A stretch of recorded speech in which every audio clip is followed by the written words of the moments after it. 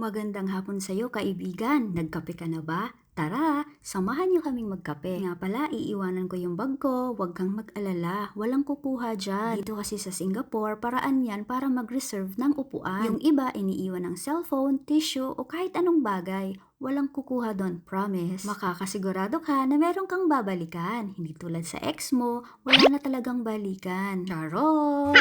Ito namang aking kadate, panay ang picture sa akin. Nagagandahan siguro siya sa akin, no?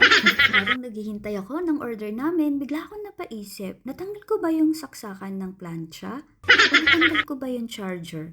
Bakit kaya ganun, no? Kung kailan malayo ka na at nandun ka na sa destination mo, parang gusto mong bumalik ng bahay para i-check ulit. Ba't ganun? Ikaw ba? De bale, wala na tayong magagawa doon kundi ang mag-relax na lang at namnamin ang napakagandang view dito sa kapehan na to.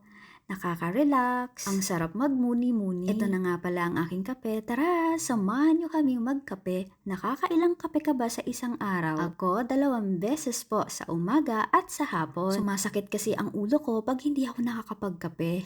At yun na nga po, dito na po nagtatapos ang ating palabas, Char.